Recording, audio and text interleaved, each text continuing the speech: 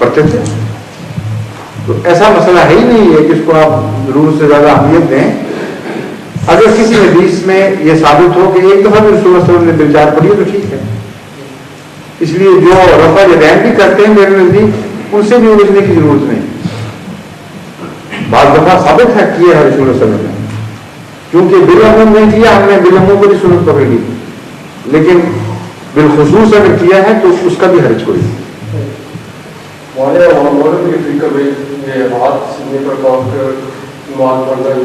چھوڑ کے پڑھتے ہیں, بہت بڑا مسئلہ ہے, اس لیے کہ مالکی چھوڑ کے پڑھتے ہیں اور شیعہ چھوڑ کے پڑھتے ہیں. اور چونکہ حضرت امام مالک کا اثر زیادہ ہے افریقہ میں, اور شروع میں جب افریقہ فتح ہوا ہے تو مالکی لوگ زیادہ تھے, مالکی علماء زیادہ قابل ہوئے تھے ان کے پر, اس لیے وہ رواج چلا آ رہا ہے. اور خام خواہ مولویوں نے اس کو اہمیت دے دی ہے. اگر مالکی فقہ کے لوگ ہاتھ چھوڑ کر پڑھتے ہیں تو آپ کو یہ کہنے کا حق نہیں کہ تمہاری نماز نہیں ہوتی. انہوں نے حضرت امام مالک سے کوئی روایتیں ایسی سنی ہیں, اور یہ بھی ہو سکتا ہے کہ ایک شخص آیا ہے ایسی حالت میں کہ رسول اللہ صلی اللہ علیہ وسلم رکوع کے بعد کھڑے ہوں, اور اس کے بعد اس نے اتنا تو دیکھا مگر تفصیل سے نماز میں اس کو دیکھنے کا موقع نہیں ملا, مسافر تھا, آیا اور چلا گیا, اور وہ یہ اثر لے گیا کہ وہ ہاتھ چھوڑ کے پڑی جاتی ہے. یہ بھی ایک امکان ہے, دور کیسے, مگر یہ امکان بہرحال رہتا ہے. اس کے علاوہ کہ کسی وقت حضرت صلی اللہ علیہ وسلم نے ہاتھ چھوڑ کے نماز پڑھی ہے, ورنہ اتنے بڑے صحابہ ایسے روایت پیش نہ کرتے ہیں. اس لیے احتیاط کا تقاضا یہی ہے کہ ان امور کو جو تواتر سے ثابت ہوں کسی فقہ میں بھی, ان کو بھی غلط قرار نہ دیا جائے, اور ایسا موقف اختیار کرے جو مصالحت کا موقف ہو, اور بتائیں کہ ان میں اہمیت نہیں ہے. اس بات میں اہمیت ہے کہ اپنی طرف سے کوشش کرو کہ سنت کے مطابق, بس اس روح میں اہمیت ہے. اس کوشش کے دوران آپس کے اختلاف ہو جائے تو اس سے نماز میں کوئی کمی نہیں آئے.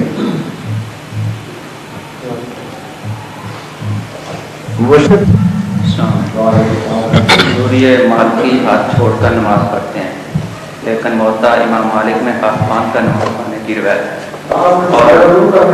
جی میں عرض کرنا, جو دوسرے علماء کہتے ہیں کہ اصل میں امام مالک کو بادشاہ کے زمانے میں مارا گیا تھا, اور ان کا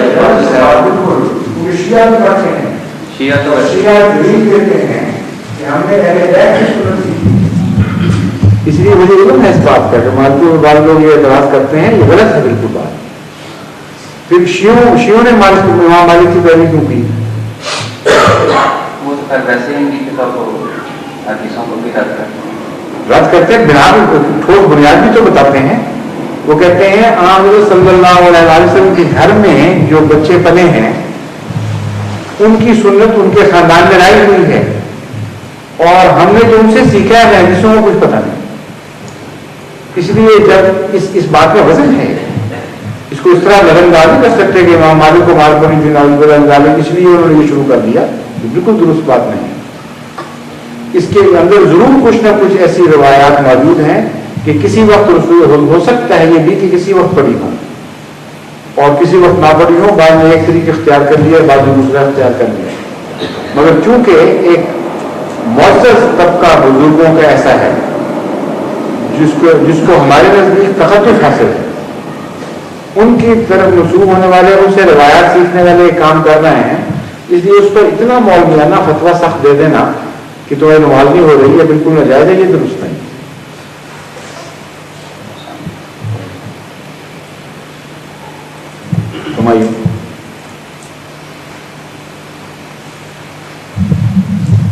رفیق احمد صاحب نائجیریا سے.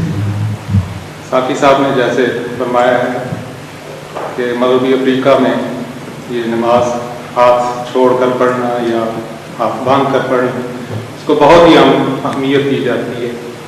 یہ بڑی دلچسپ بات ہے کہ چونکہ ہماری جماعت کا تو طریق ہے ہاتھ باندھنے کا, اسی پر بہت بڑی بحثیں ہوتی رہیں, اور کچھ لوگ صرف اس وجہ سے ہم بھی ہوئے کہ جب وہ حج کے لیے گئے مکہ تو وہاں پر انہوں نے اکثریت کو ہاتھ باندھے ہوئے دیکھا, تو انہوں نے آ کر اعلان کر دیا کہ جماعت احمدیہ سچی ہے, کیونکہ جو یہ کہتے ہیں وہ بالکل درست ہے. इस सिलसिले में एक मैं बात कर रहा हूँ, मेरी एक बात से पहले भी एक गलतफहमी हुई थी, इसको मैंने दूर किया था, बैठ गए। मेरे इस कहने का ये मतलब हरगिज नहीं है कि अफ्रीका में जो अहमदी होते हैं आप उनको कहें बेशक छोड़ के पढ़ो और छोड़ के पढ़ने को आप रिवाज दे दें। उस सूरत में जमात के अंदर दोगलापन पैदा हो जाएगा और यकजहती खत्म हो जाएगी, जिसको इन चीजों से ज्यादा अहमियत हासिल है। इसलिए मैं ये कहता हूं कि उन पर एतराज इस रंग में तशद्दुद न करें कि गोया उनकी नमाज नहीं हो रही, उनकी नमाज में नकाइस पैदा हो गए हैं। इस हद तक मैं आपको हिल्म की और राफत की तालीम देता हूं, लेकिन ये मतलब इससे निकाल लेना कि जमात की यकजहती को खत्म कर दिया जाए और इसमें किस्म किस्म की फिकों को दाखिल करके रिवाज पकड़ दे दिया जाए, ये गलत है। क्योंकि नमाज के अंदर ही यकजहती का मफहूम शामिल है, इमामत के साथ एक जान होना, एक आवाज पर उठना और बैठना। इसलिए नमाज के दौरान हुस्न तभी पैदा होगा अगर सब एक ही तरीके को इख्तियार करें।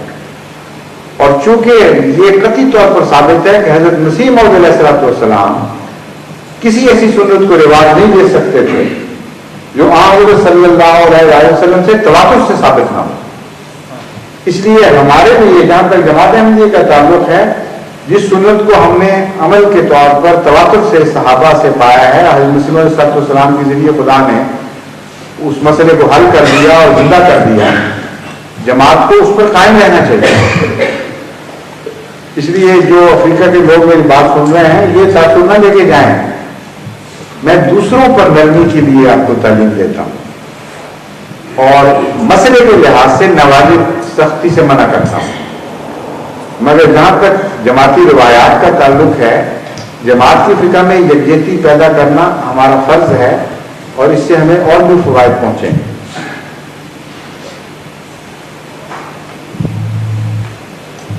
फरमाइए।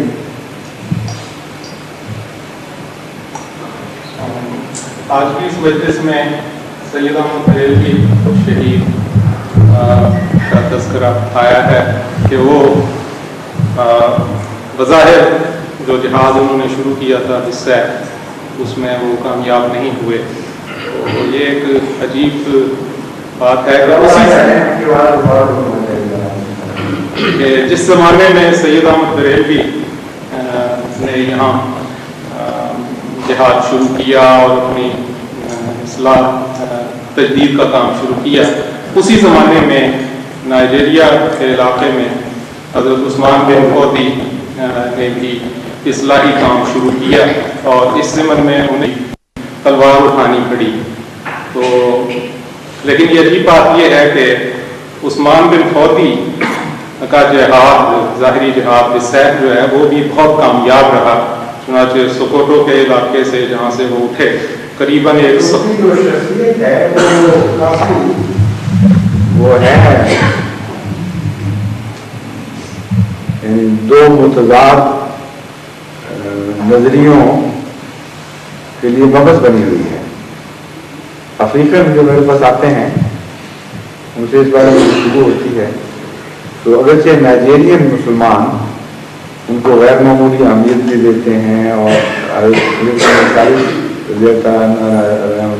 ने भी मुजद्दिद तौर पर उनका जिक्र फरमाया है, लेकिन उसका यह मतलब नहीं है कि उनका हर फेल 100% दुरुस्त था। बहुत से अफ्रीकन ऐसे मुझे मिले हैं जो ये कहते हैं कि उन्होंने जहाद के मज़मून को जहाद की हदूद से बहुत आगे बढ़ा दिया था और जारहाना जंगें भी लड़ी हैं, और जो सियासी नौयत की और कबायली नौयत की थी उनका दर हकीकत इस्लाम से कोई ताल्लुक नहीं था। क्योंकि नीचे आके बैंगल स्टेट में भी आके उन्होंने लड़ाइयाँ की हैं और भी जगह की हैं जहाँ वो जवाब जो हम पेश करते हैं वो उनके लिए मौजूद नहीं।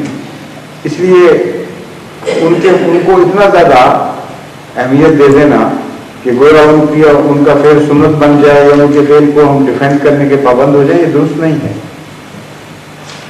मैं तो बल्कि यहाँ तक मौक़िफ़ लेता हूँ कि सहाबा के दौर के बाद जो इस्लाम की लड़ाइयाँ हुई हैं, इस्लाम के नाम पर मुसलमानों की, उनमें भी हमें एहतियात से जायजा लेना पड़ेगा। और बहुत सी जगहें जहाँ मुस्तशरिकीन एतराज़ करते हैं وہاں آنکھیں بند کر کے ڈیفینڈ کر دینا شروع کر دینا کہ